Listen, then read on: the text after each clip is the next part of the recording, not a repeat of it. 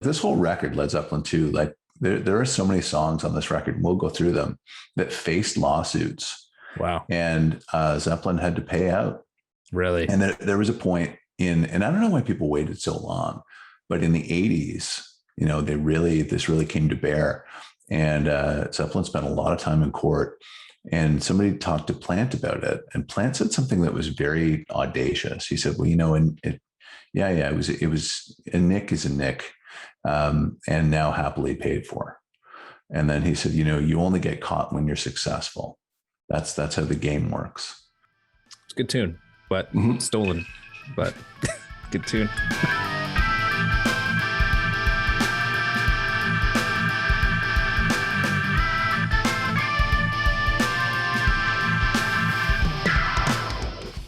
It's Thursday night. Another Thursday night.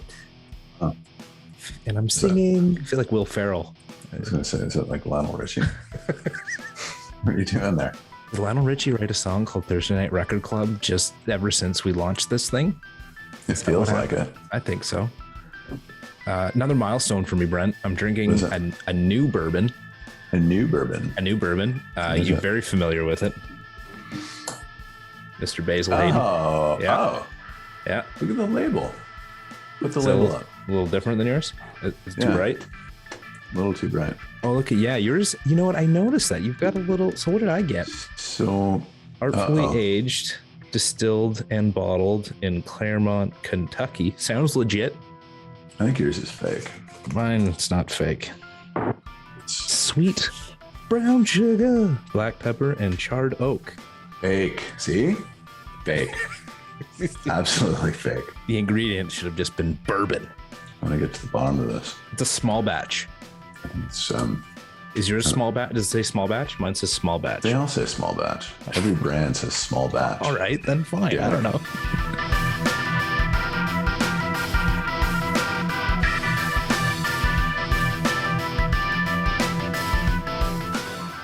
Led Zeppelin 2. We continue with one of the greatest rock and roll bands to ever grace the planet Earth.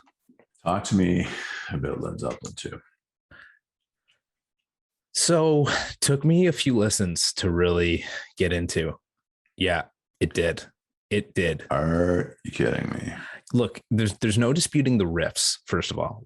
Do you feel like you've heard these songs before? You've heard Whole Lotta Love before. Ramble On. Heartbreaker before. I don't know if I'd heard Heartbreaker before. Okay. Yeah. It's pretty popular. And the reason why I'm asking is because it's possible that it's like, you have You Shook Me All Night Long syndrome, right? You've just heard the song too many times before. And it's like, yeah. Interesting. Right? It's not a discovery so much as it's like, yeah, okay, I know this stuff. No, you know what? I'm familiar with Ramble On and Whole Lotta Love. And that's been about it. I'm not familiar with too many of the other songs on it. And, sometimes I found myself getting lost in not really into the song, not really appreciating it, because it just kind of went on too long. Again, millennial syndrome just went on too long. See, but this is a very interesting point, right? Yeah. For me, and again, Led Zeppelin was not my band. This came out in 69, late 69. Yeah. And that was the year I was born. Right. But yeah. Ooh.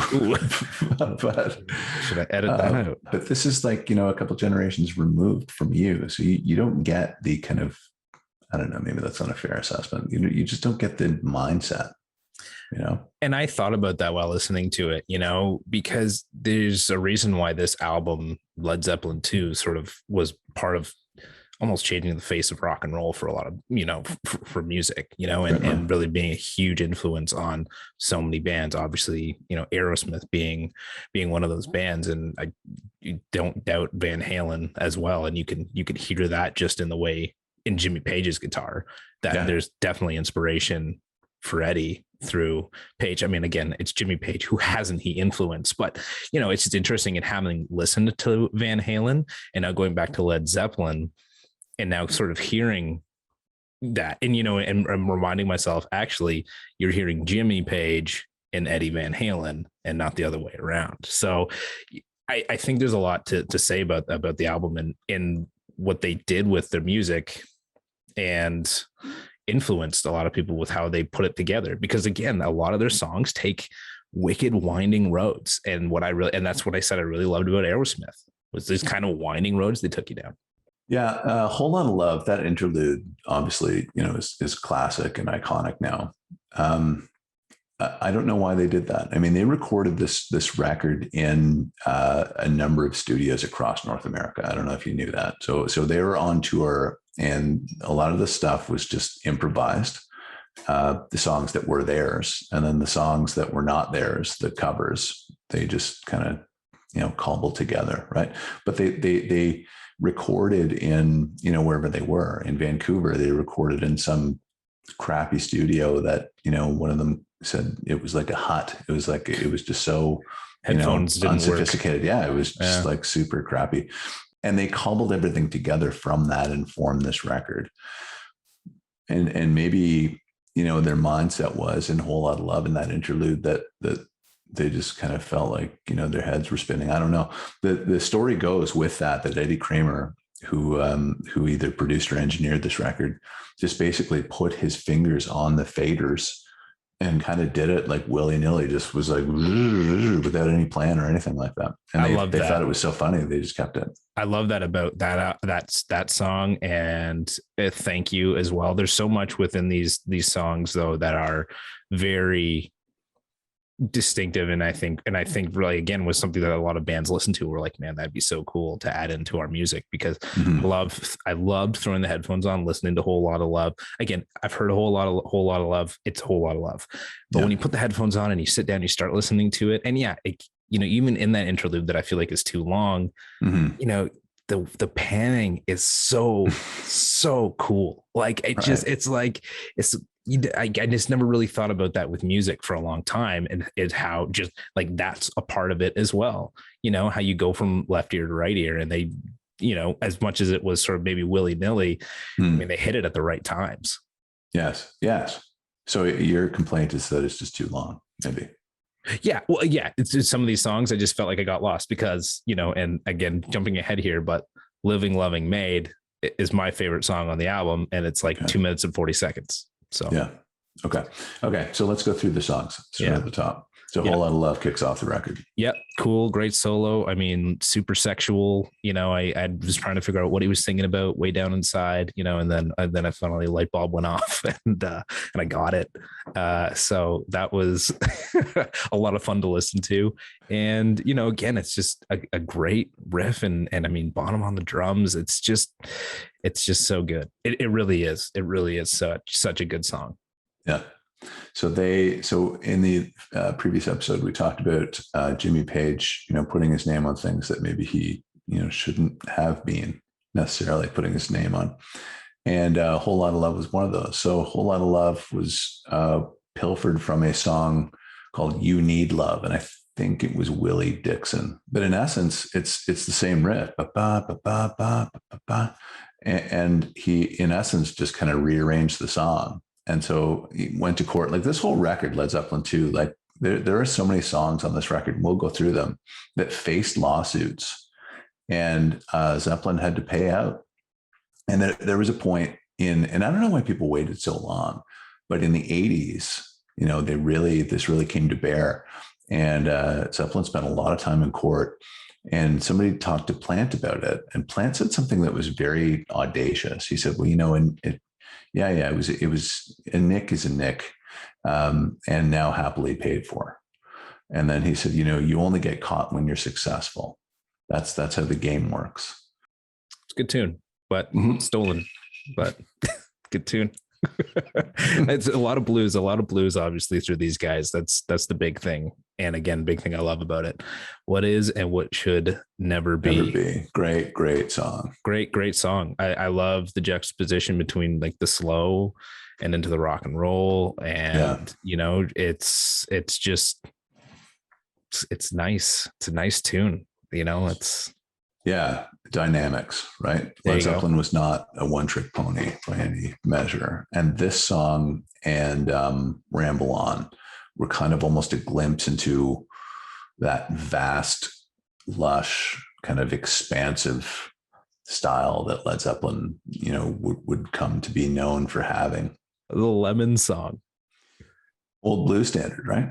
Totally. Love it, man. Love it. You know what, man?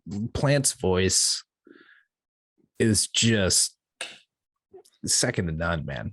Like, yes. We had talking obviously about David Lee Roth and his voice, and being, again, not that it was like, it's not even close to being Plant, but being, such a great part of Van Halen.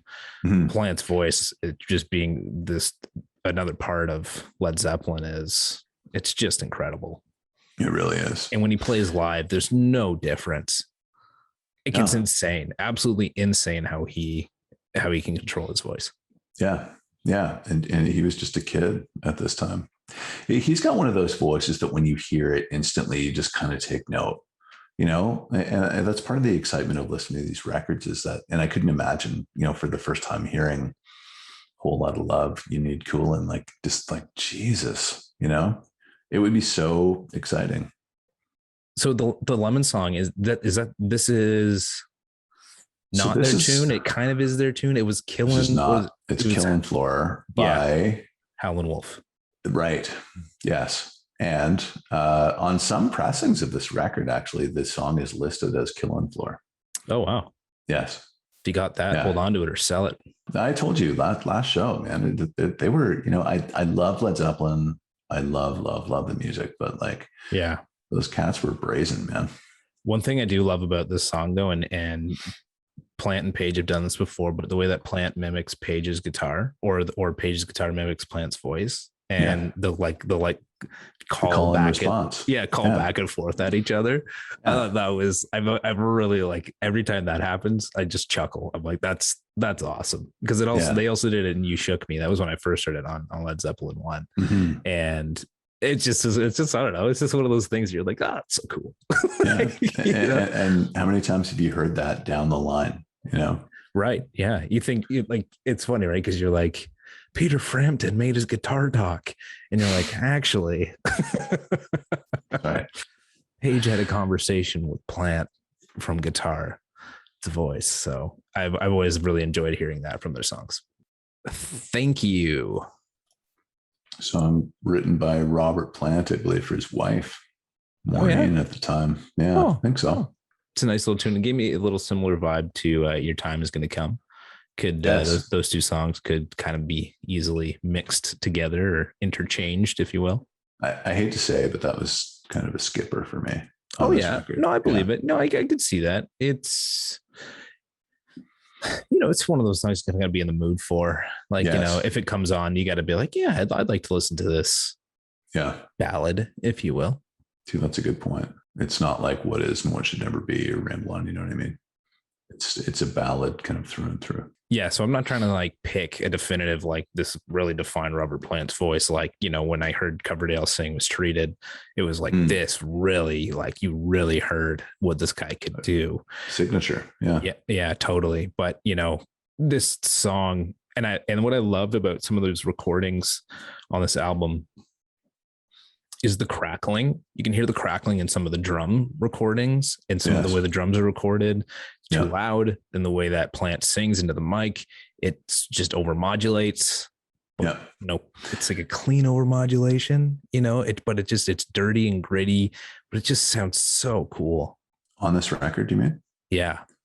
Yeah. It's that miking technique, but it was just the facilities that they used were so like primitive, right? Wow. There's all kind it was just that approach though, too. It was like, it wasn't homogenized. It wasn't sterile. Mm-hmm.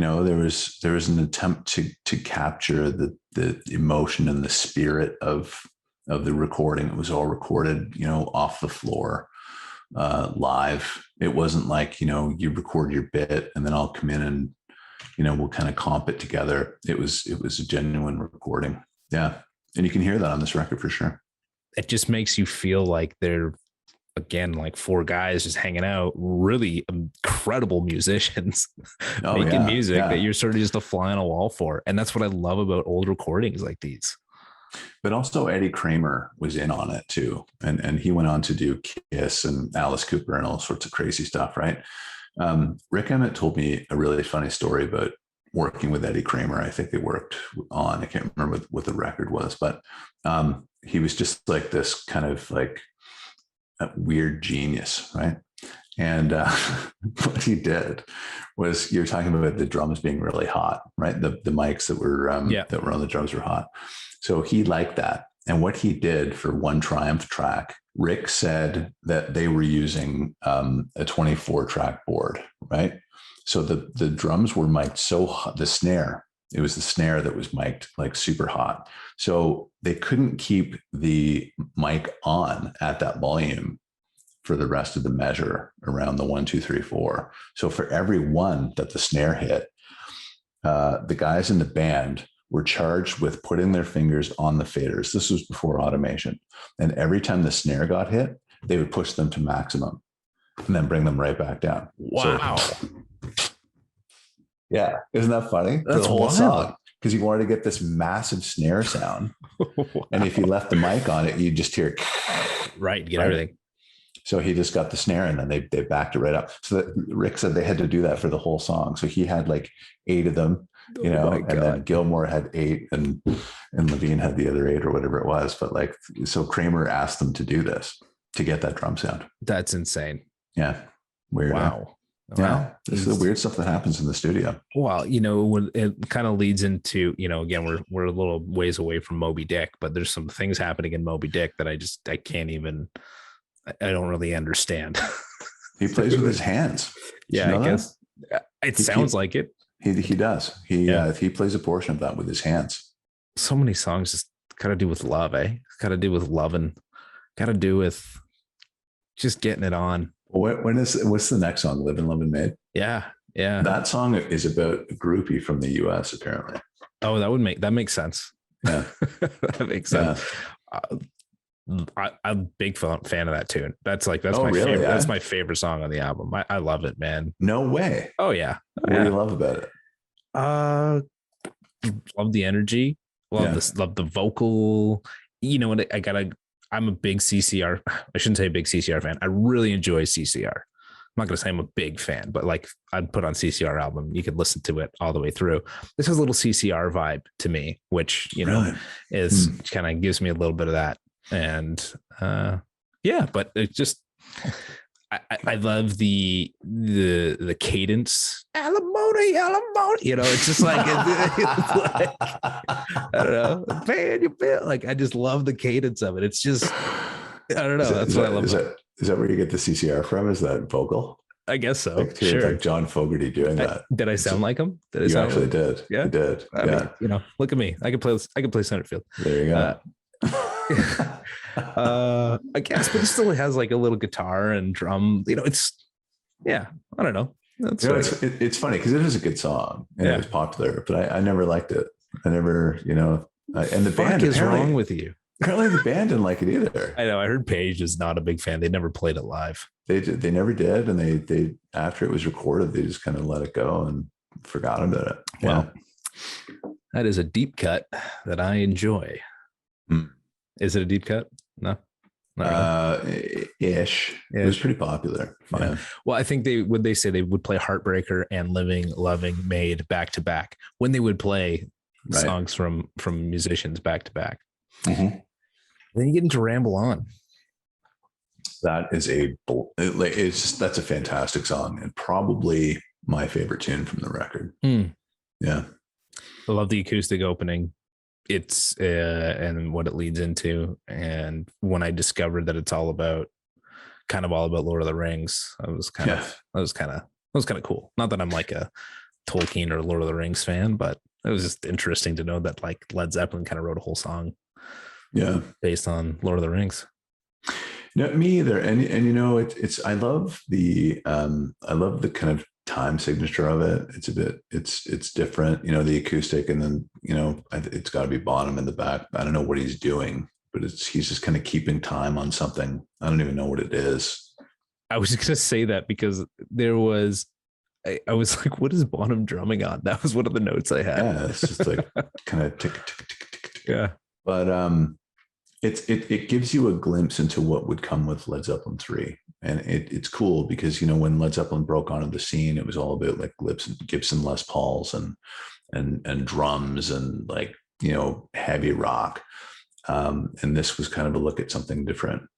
And it's almost like it's a glimpse into the depth of Led Zeppelin. And again, that vastness and that kind of lush musical landscape that we come to know them as. Yeah. It's kind of one of those bands where I'm sure back in the day, you didn't know what you were going to get from them. And like, okay, Led Zeppelin 2 came out, got a new album coming out. What could it be? But you know what? That's what was cool about music back then. And I always use Led Zeppelin as an example in this way that, everything, when the 80s happened, everything just became very formulaic. Bands were slotted and everything had to be kind of in a format. Everything was in its kind of lane. But Led Zeppelin, they could be a heavy band, they could be an acoustic band, they played piano, they did whatever they wanted, and it like people loved it. And then as you say that, like you couldn't get away with having a song like Moby Dick on an album these days either. Oh God, no. Nobody's got time for that. And you know what else? I was thinking this, so I was talking earlier. The music business is so different nowadays, right? Everything is clean and precise and sterile. Otis Redding, one of the greatest singers, used to get excited, and he would sing. He would sing sharp. He would have never gotten a record deal today.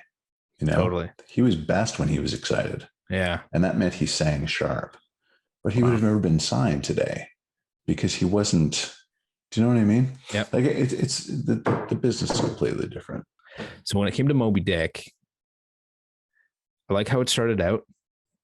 Like I'm not a drummer. I understand this is what like one of like the most, I don't know, famous drum song solos or something ever. I'm like, at one point I was kind of like, all right, okay. I guess it's good. I don't know. Like, what is it that's so special about this? Like it's a skipper for you.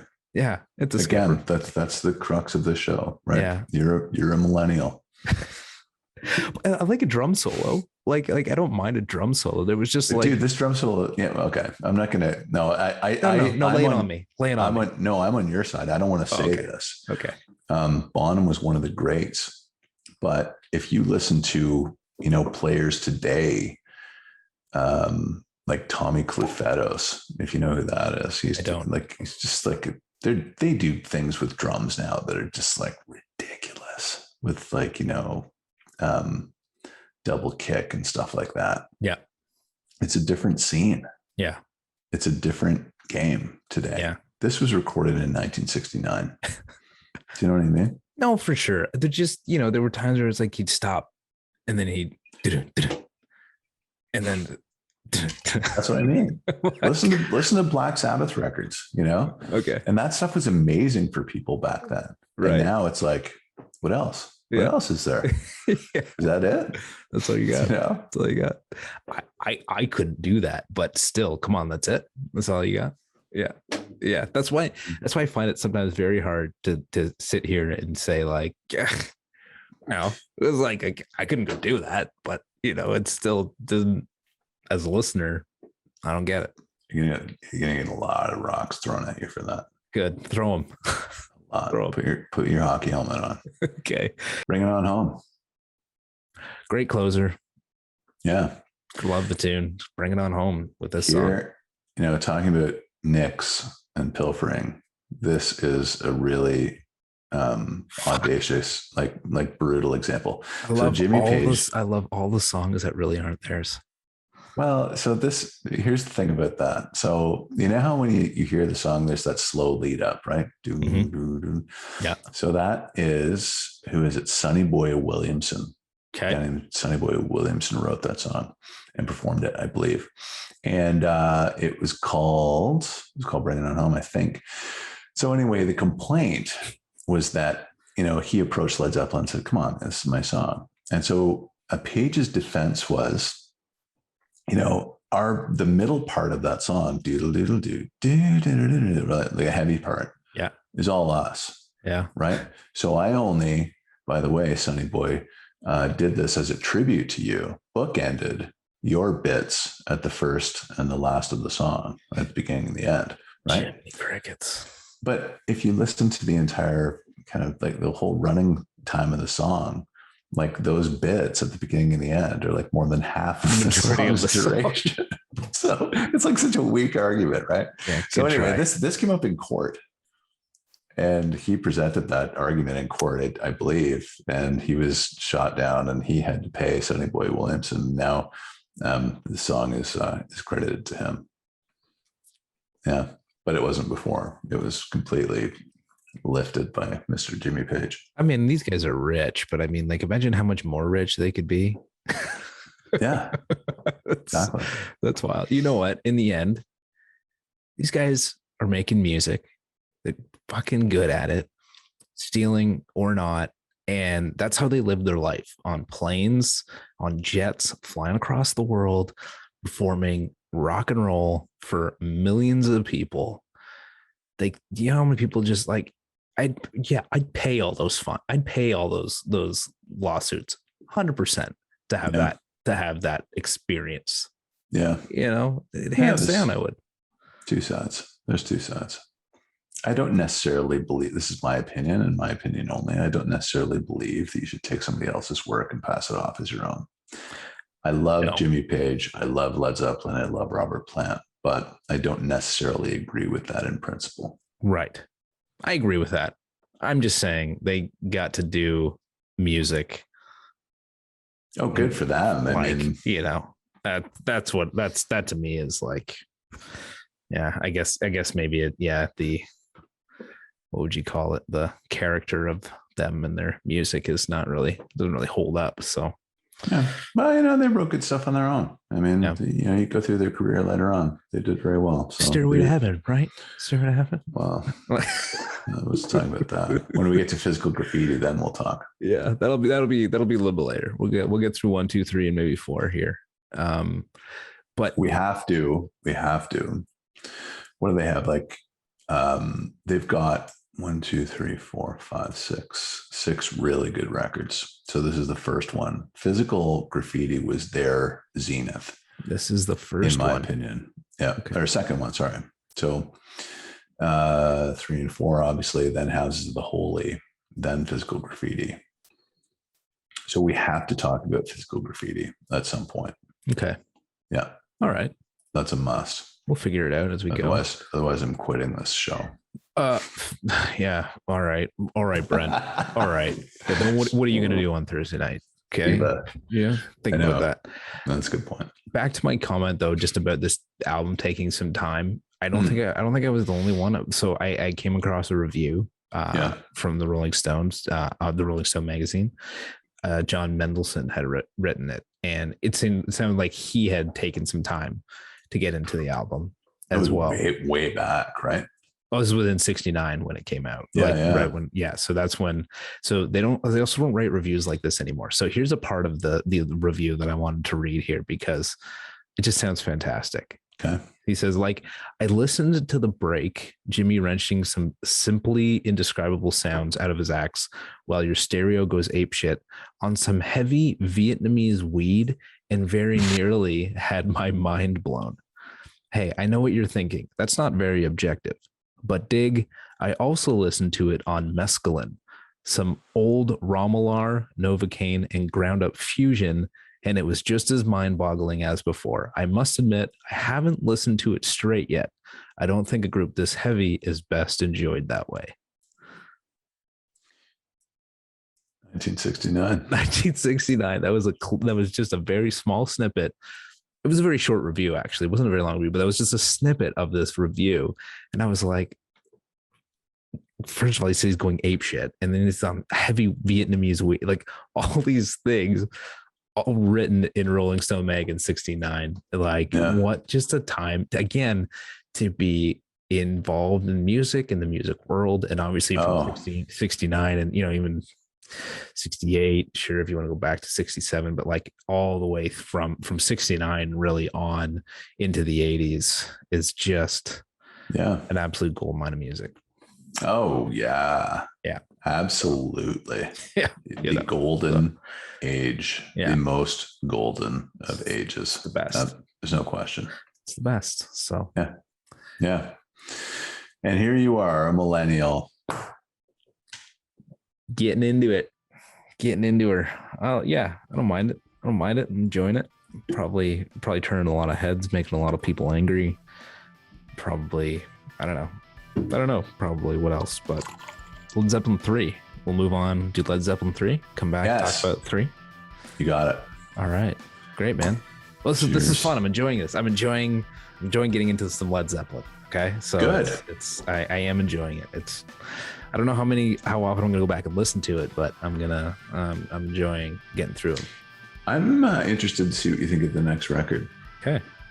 Well, it's quite different. I'll tell you next week. All right. All right. Cheers, man. See you later, Pally. Later, boyo.